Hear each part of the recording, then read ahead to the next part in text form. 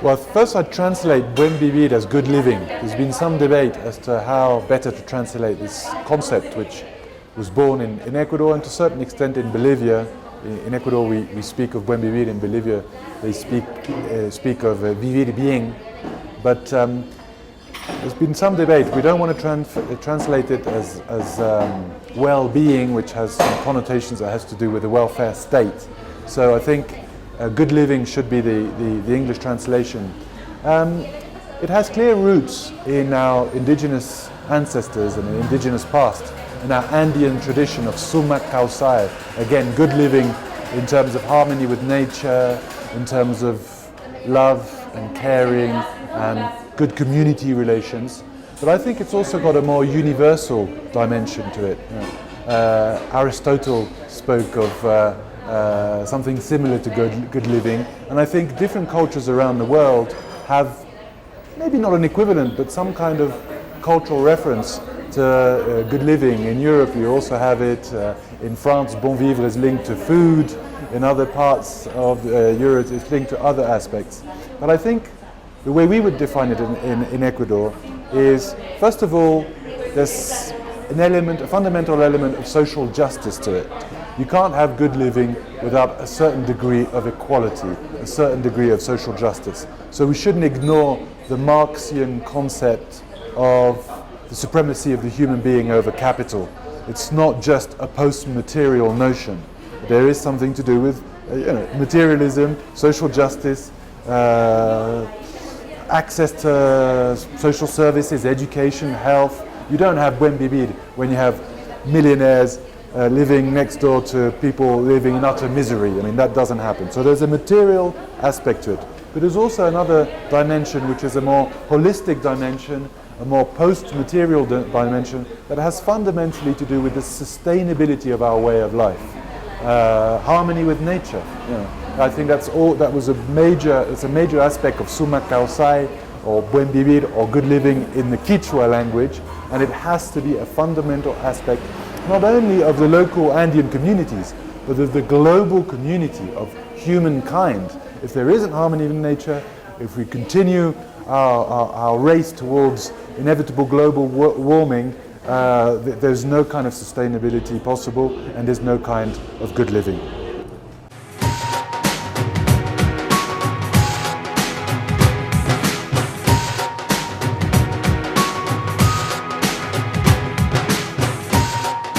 Ecuador, first of all, is a completely marginal polluter compared to the great polluters of this world.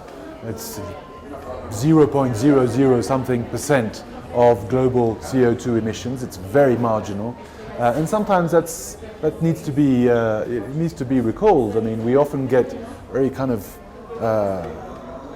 moralizing sermons from the global hegemons about global warming, and we shouldn't forget that these very global hegemons are the ones who pollute a lot. So that's an important aspect. But obviously, it's also a joint responsibility of all the countries in the world, and as part of the global community, Ecuador's taking very strong steps towards reducing carbon emissions. One of the things we're doing is by becoming the cleanest energy matrix on the planet. 95% of our production of electricity by 2016, by next year, is going to be non-fossil fuel. And we're achieving this through the construction of these huge hydroelectric plants because we have a lot of water, because we have a comparative advantage there with our Amazonian region, and these huge the fall of water from Andean highlands to Amazonian lowlands gives us this advantage, and we've been maximizing it. We've been building 8 big hydroelectric plants, $5 billion. That's a lot of money for Ecuador. And it means that by 2016 we're going to be 95% reliant on clean energy. That's impressive. Few countries in the world are doing this. We're also fighting deforestation. There's a new Minister of the Environment has just been named, who's famous for his plans to fight deforestation, and he's got a very aggressive plan to fight deforestation. Sometimes people think that oil is the biggest environmental threat in the Amazon, the drilling of oil. But actually the drilling of oil is not good because it produces fossil fuels on a global scale. But in terms of an environmental impact in the jungle, it's relatively marginal. The great problem in the Amazon is the expansion of the agricultural frontier, which means the felling of trees and sowing of crops, but also livestock. And that advancement is the greatest threat on our ecosystem, on the environment. And in order to do that, we need to tackle poverty, because it's poor people that go there, fell trees, build communities that are not sustainable, with no access to services, with no sewage systems, so then all the waste goes into the rivers. And so poverty often is the main problem in tackling environmental damage. We need to tackle poverty on the par as we tackle problems linked to the environment. If we only tackle one and not the other, we're not going to make it sustainable. We need to have a people-friendly approach to tackling environmental threats.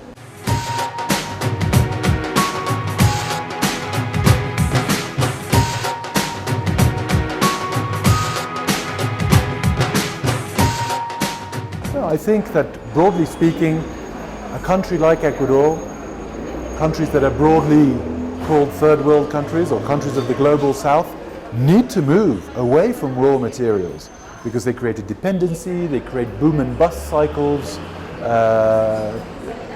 It's not new. Economists in the 20th century, dependency theorists, talked about the international division of labor.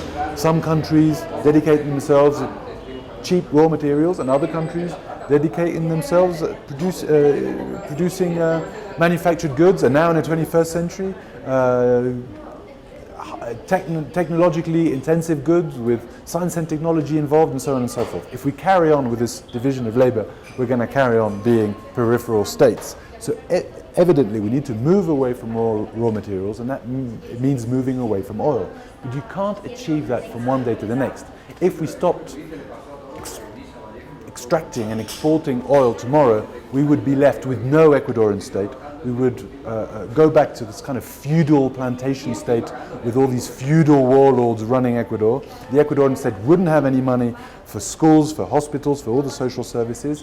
Poverty would shoot up. So we need to do this responsibly. We need to use the money that we get from oil to diversify the economy. We need to use that capital to invest into education in universities, in the science and technology sector, and so on and so on. So it has to be a transition. Oil is not, we don't like oil. Oil as such is not something we like. But again, the greatest threat on the environment, the greatest threat on the Amazon, it's a cliche, and we like cliches, but it's not oil. The greatest threat is poverty. It's poverty that pollutes rivers, it's poverty that fells trees, it's poverty that makes environmental sustainability in the Amazon impossible. Thank you very much.